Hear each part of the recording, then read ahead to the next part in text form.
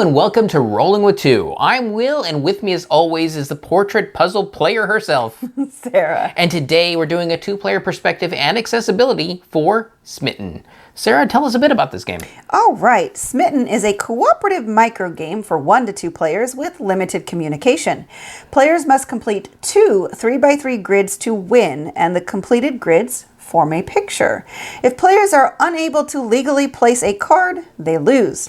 So, Will, why don't you briefly go over how this plays for 2 players? Okay, first off, there is no bot. So it's just between the 2 players, and that seems to be like one of the main designs of this game. You have 18 cards. There are cards numbered 1 through 9, 2 copies of each. Each card will have that number as well as an ability. So both the ones are exactly the same.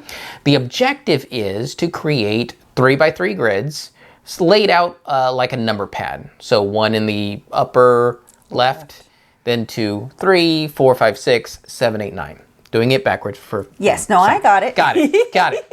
So once you get both of those, basically placing the 17th card, because there's going to be one card that's taken out, you win. You just take the last card and put it back in the puzzle. Right.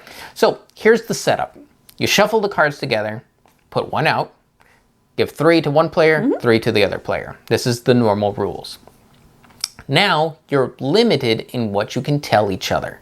You can say whether you can or can't play a card, whether you would like to or would not like to play a card. And you can say both. And you can combine them together. So I can play a card, but I don't want to play a card. Yep.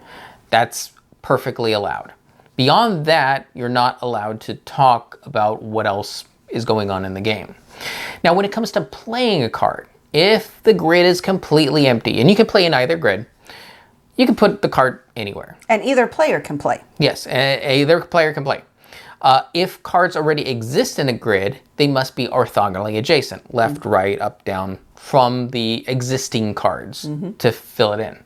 Now, you'll have a leader and a follower. Now, the leader plays, well, wherever they want, as long as they can play legally. Then the ability triggers, and the ability then gives the follower additional rules so they have to meet. If they can't meet it, you lose. Yep. If they can, then that's a valid play. Cards are drawn back up. Usually what happens with the follower is the follower will play their card and their ability would be completely ignored. Usually. There is a card, I believe it's number 2, that tells them play the card and trigger their ability. Right. But most of the time you'll play a card and just not do anything with the ability, because some of these abilities are very brutal. Yes, very much so. You just keep doing that until, like I said, you get to the 17th card. Or you lose by not being able to place the card. Right. But the last card that's played, you then completely ignore that ability. It's just validly played, and then you win. Yes. That's the game. That is the game for 2 player. We did not try the solo. The solo player has to create both grids, but it is done very differently. Yeah, they do have 2 hands, and part of their hand is face down. Yes. So they don't know exactly what's in their hands. So in a 2-player game, you have limited communication. In a solo game, it is limited information. Limited information.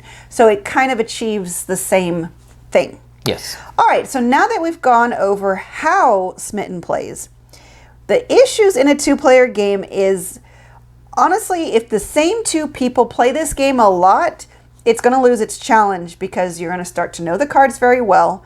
You're going to start to know how the other person thinks. Maybe, again, even though you can't say something different, your body language says a lot. And that's the thing about a lot of limited communication games. It doesn't outlaw body language. So you could be like, yeah, I can play a card, but I don't want to, Oh, she has an 8. There you go. Type of thing. You could start saying things like, oh, I got it, or something. Not you want to say I got it. It's like, I can play a card and I want to. And your partner could look at the board and be like, oh, she's got the 6, so it's going to be perfect right there. So it's just I wouldn't say just loses its charm. It's going to lose the challenge. Yes. Which is what this game really is offering. Yes. It is a puzzle you have to figure out. Right. Once that puzzle is solved, well, the cat's out of the bag. Yeah, explain the magic trick. Yeah. And now it loses its mystique. Right. So, but again, what we're talking about, though, what it does well is it really does deliver an interesting mechanism in a very, very small package. Yes. And I can only imagine that the solo play would also be a very engaging puzzle to figure out. I would actually think the solo game might have a little bit more legs than the 2-player. I agree. All right, on accessibility, though, the biggest challenge is going to probably stop a lot of people, and a lot of people who wouldn't consider themselves having vision issues, and that's the number in the grid in the upper left-hand corner just really blends into the background.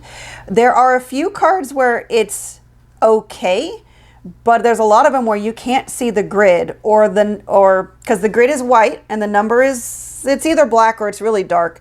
But if the background's light colored, the white blends away.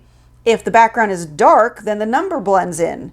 So it's just one of those things that if that had a solid background behind it, like a box, just like the text at the bottom, or if it got moved into the text box where you had all the information you needed at the bottom, so like the text would be on the right and then the little grid keypad. the keypad grid with number would be on the left and it'd be in that text box, it would have been perfectly fine. The good news is, like Will said, it's a keypad. So as long as you can read the number, or because if you play it enough, you're going to be able to associate the ability with a number. If you can remember the ability, know where it places, you could eventually not really have to look at that grid and number in the upper corner. Yeah, unfortunately, by the time you start remembering what the abilities are and not having to even remember the number, you've probably played the game out. Probably. So kind of on the what it does right, the text box at the bottom is great. It's white text on a dark green background, and it works great. I wish they had just done something like that for the number keypad, and it would have been perfectly accessible. But like I said, this unfortunately is going to affect a lot more than just those with severe vision issues. Yes. Okay, well, I think that's it. So conclusion. For 2 players. Yes, but it's going to be very short-lived. I mean, this really feels more akin to like those escape room games. I think you could play it a couple more times than an escape room. Yeah. But like an escape room, once you figure out the puzzle, it's kind of done. So then you can pass it on to somebody else. Yeah, this is definitely what I'd call a disposable play experience. Yeah. Fun, interesting, has some nifty tricks up its sleeve, but once you kind of figure out what's in the sausage, it's one of those things where, We're done. we're done. So we played it twice. The second time we solved the puzzle, I'm ready to hand this off to somebody. Yep. And for accessibility, it's going to be a huge maybe. It's I can't tell you yes or no. Some people will probably be perfectly fine with it, other people not. And it's really going to be dependent on how quickly you can associate the numbers and the placement with the ability. Yeah, I think the best way to put it is, I know I could work through it and figure out how to play the game without relying on the numbers. With that said, should anyone have to really work that hard to play a game that's this small and this disposable?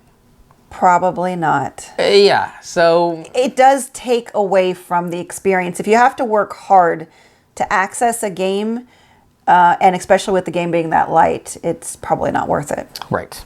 Yeah. So accessibility, solid. Nah, I don't know.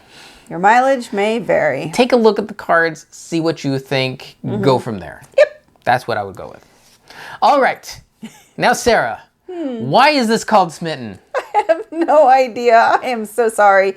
I know that the picture is an amalgamation of all the different games that Stonemaier has made over the years. It's got characters from all of them, the big mech from Scythe, his cats even. But I don't know why it's called Smitten. I'm sorry. Maybe SM, maybe it's an acronym. Like Stone Meyer something something. Maybe?